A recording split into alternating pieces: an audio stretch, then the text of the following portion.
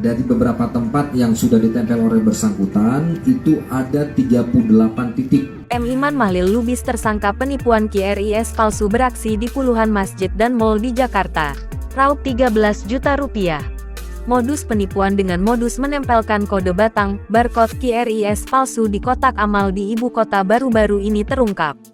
Pria bernama M. Iman Mahlil Lubis sudah ditetapkan sebagai tersangka dalam kasus ini dan dijerat pasal berlapis terkait penipuan dan informasi transaksi elektronik (IT). Iman Mahlil juga dijerat dengan sebuah pasal dalam Undang-Undang tentang transfer dana. Modus penipuan itu pertama kali terendus polisi usai rekaman kamera CCTV yang merekam aksi Iman Mahlil beredar di media sosial. Awalnya diketahui bahwa Iman Mahlil beraksi di sejumlah masjid di kawasan Jakarta Selatan. Belakangan, setelah diselidiki lebih lanjut, pelaku ternyata beraksi di berbagai wilayah di ibu kota. Direktur Reserse Kriminal Khusus Polda Metro Jaya Kombes Auliansyah Lubis menyebut, pelaku telah menempelkan QRIS palsu di puluhan masjid, musala, dan tempat umum di daerah Jakarta dan sekitarnya. Dari beberapa tempat yang sudah ditempel oleh bersangkutan, itu ada 38 titik.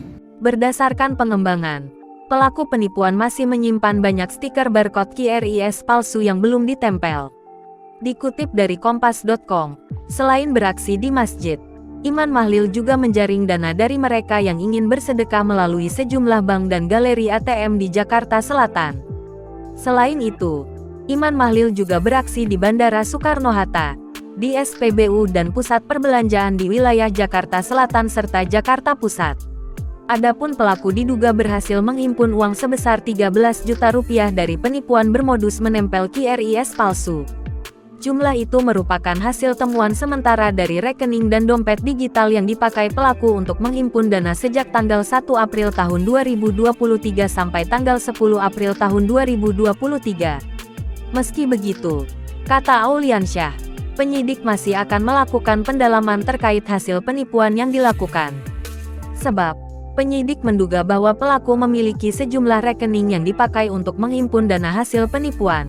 Nah, pada yang bersangkutan akan kita kenakan yaitu pasal 28 ayat 1 junto pasal 45A ayat 1 dan atau pasal 35 junto pasal 51 ayat 1 Undang-Undang Nomor 19 Tahun 2016 tentang perubahan atas Undang-Undang Nomor 11 Tahun 2008 tentang informasi dan transaksi elektronik dan atau pasal 80 dan atau pasal 83 Undang-Undang Nomor 3 Tahun 2011 tentang transfer dana dan atau pasal 378 Kitab Undang-Undang Hukum Pidana. Seperti diketahui, M. Iman Mahlil Lubis viral terekam kamera CCTV saat mengganti kode batang, barcode Quick Response Code Indonesian Standard alias QRIS di sejumlah masjid di Jakarta. Tampak dalam video, pria berkacamata ini menempel barcode QRIS di atas kotak amal Masjid Nurul Iman Blok M Square Jakarta Selatan dengan kertas yang dia bawa.